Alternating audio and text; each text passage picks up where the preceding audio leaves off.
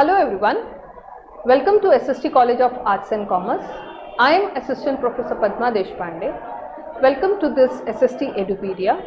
Today I am going to continue my topic on Introduction to Marketing. This is the second part of our subject Principles of Marketing. In my earlier session I had done the first part of marketing, in which we had seen what is the meaning of marketing, what are the features of marketing, why there is a need for marketing, what is the need and importance of marketing for the organization, for the society and for the non-profit organizations. And we had also seen the difference between marketing and selling. So today I am going to continue this topic. We are going to understand some of the core concepts of marketing. Marketing is based on some concepts like needs, wants, demands, etc. We always say that marketing starts by identification of the needs of the customer. So what are these needs of the customer? Needs of the customer वो होता है जो customer की basic होता है, जैसे कि हमको भूख लगती है तो खाना खाना है, हमको प्यास लगती है तो पानी पीना है. So need, water, sleep, sex, ये सब जो है ये बेसिक नीड्स है और ये मतलब इसका फुलफिल होना बहुत इम्पॉर्टेंट है. सेकेंड होता है वांट. वांट के नीड्स बिकम वांट. लाइक मेरे को भूख लग रही है तो भूख is your, you want to satisfy your hunger, that is your need.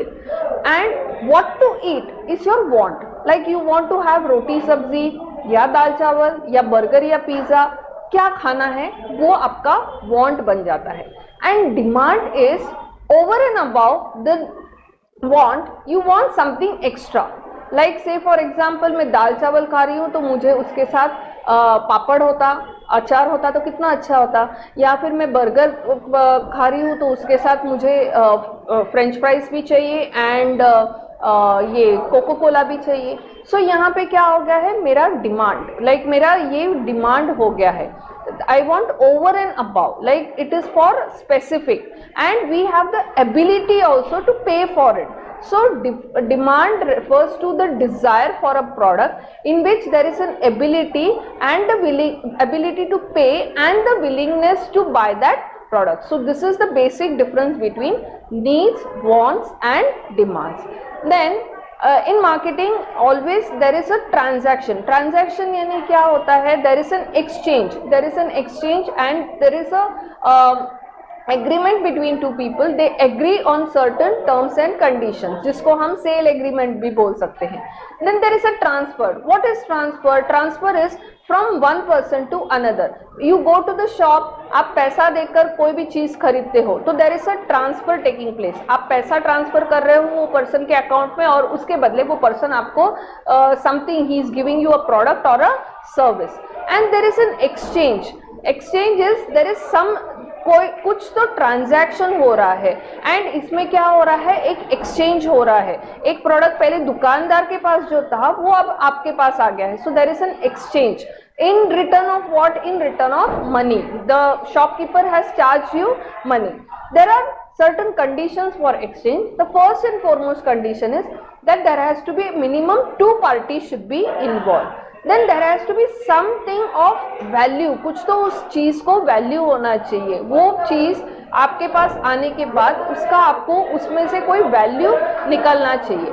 Then in the transaction there are, since 2 parties involved, there has to be communication between both the parties.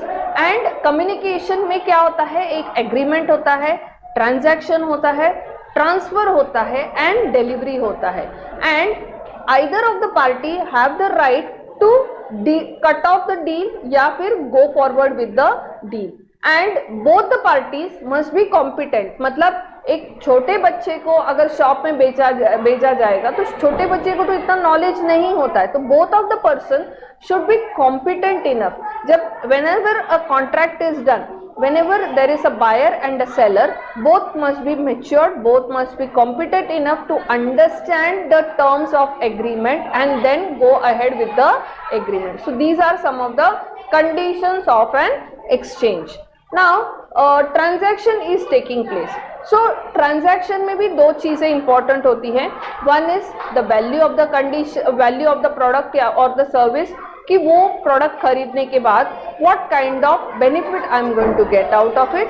And the second thing is the date and time of agreement, the place of agreement, and the certain legalities pertaining to that agreement. Like when I go for sale of a flat या purchase of a flat, I have to follow certain procedures. I have to sign an agreement with the seller, the builder, and then on the basis of that, if I make the payment, on the basis of that payment, I will be getting the possession of my flat, other amenities, all those things that is agreed upon by both the parties in the agreement. So ये सभी चीजें जो होती हैं वो transactions में होनी चाहिए. Then there has to be a transfer.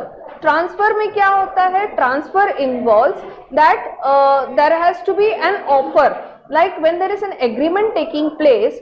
सो क्या हो रहा है? यहाँ पे ट्रांसफर हो रहा है. ट्रांसफर कौन कर रहा है? जब I am paying certain amount to the builder is transferring that property to me. तो इसके लिए there has to be transfer. Then there has to be a product. हम कभी भी कोई भी चीज का ट्रांजैक्शन करते हैं तो उसमें एक there has to be some product जो tangible हो. We can also make payment for services. Services is intangible, but we are getting a benefit out of it. So both product or the service should give certain kind of benefit to us. Then transactions जो भी होती है, marketing कहाँ पे होगा? There has to be a marketplace. Market वो जगह होता है where the buyer and the seller come together for doing the transaction. So for any transaction to take place, there has to be a market. Then there has to be a value to the product or the service. इसमें क्या है? इसमें the price of the product is important. वो product जब हम when I'm ready to pay lakhs of rupees for an Audi car, definitely that Audi car has a value to it. That is the reason why वो एक status symbol है, वो गाड़ी का बनावटी ऐसा है कि वो एक अलग इमेज देता है. So people are ready to pay that much of value for it. So the product और the service should have some amount of value and it should give satisfaction to the person कि अभी मैंने गाड़ी खरीदना है, मुझे 4 wheeler खरीदना है. मैं एक नॉर्मल रेंज का 4 व्हीलर भी खरीद सकती हूँ या फिर मैं बहुत हाई फाई रेंज का, बहुत ही ये क्लास कैटेगरी का जैसे कि मर्सिडीज या ऑडी कार है वो मैं खरीद सकती हूँ. बट उसमें what is the ultimate satisfaction I am going to gate?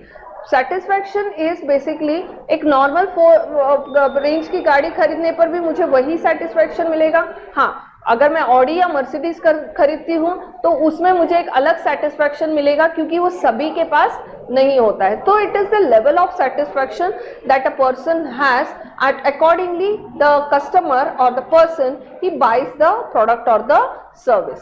Now there are certain orientations यानी क्या कि how marketing came into existence. So सबसे पहले was the normal concept which was we all know as the barter system. So यहाँ पे क्या होता था? there was an exchange taking place.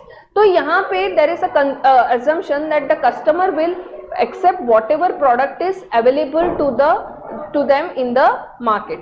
So in this stage there was no emphasis on marketing research, only emphasis was on profits.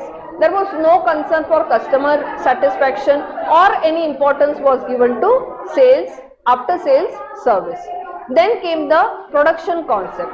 So this is known as the industrial revolution era. तो इसमें क्या होता था? इसमें it was assumed that the customers will accept products which are widely available and which has got lower price. So इसमें भी क्या था? There was no emphasis on market research, no emphasis on after sale service. The firms were taking large scale production and their focus was to sell and earn product cost. Sell and earn more and more profit.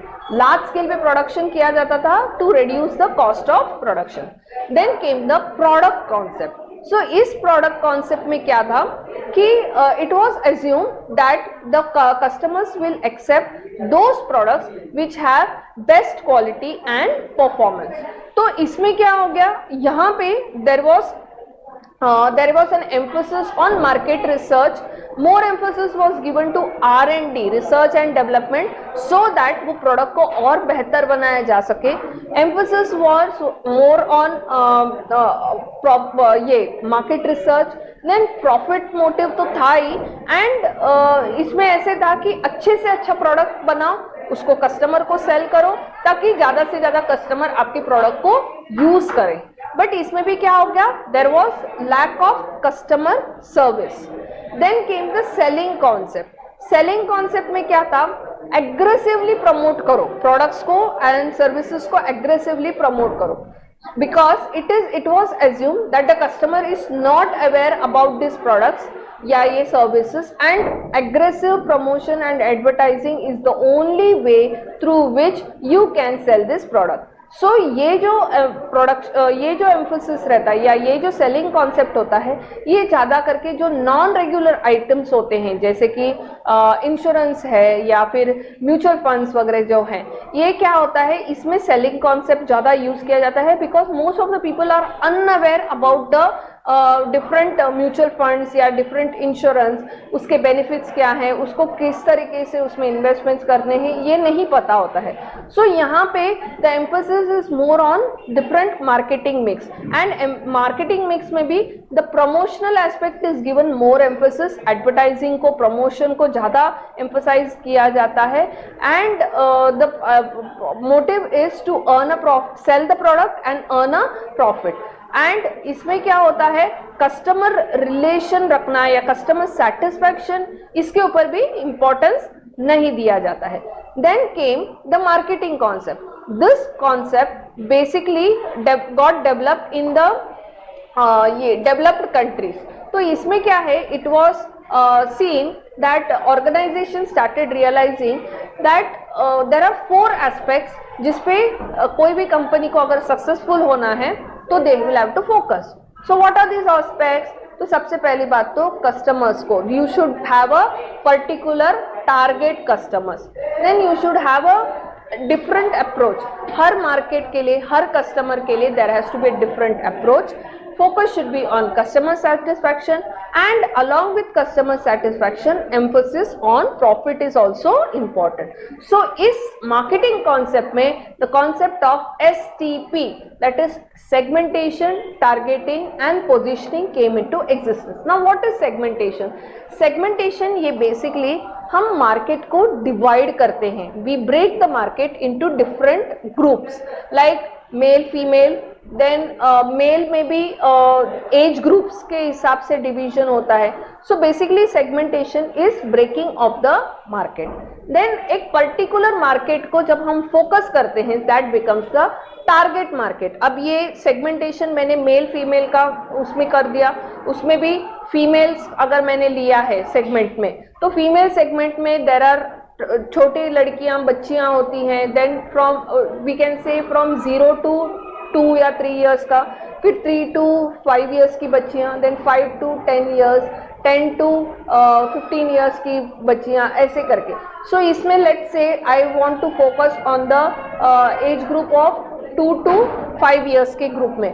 So this will become my target market. तो मैं 2 to 5 years के बच्चियों के लिए जो products होती हैं उसके ऊपर, उसके हिसाब से what I will do is I will prepare my promotional strategy, and the P stands for positioning. यहाँ पे मैंने by mistake promotion लिखा है, P stands for positioning. Positioning is how you place the product in the mind of the customer. जैसे अभी हम noodles के बहुत सारे वेरिएशंस देखते हैं, जैसे कि मैगी नूडल्स है, सनफीस्ट है।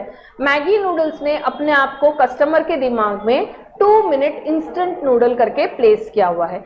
सिमिलरली जो सनफीस्ट की नूडल्स है वो आपके नॉन स्टिकी नूडल्स करके उन्होंने अपने आप को प्लेस किया है। सो दिस इज बेसिकली, वैसे ही हम डिफरेंट सोप्स का भी देखते हैं कि एक सोप आके ब्यूटी सोप करके जाना जाता है, तो दूसरा सोप आके ग्लिसरीन बेस्ड सोप करके जाना जाता है, एक सोप आके बॉडी ओडर को फाइट करने के लिए, तो दूसरा जो रहता है वो जर्म से फाइट करने के लिए। सो ये क्या है, प्रोडक्ट वही है, उसको किस तरीके से कस्टमर के दिमाग में बिठाया गया है, that is called as positioning.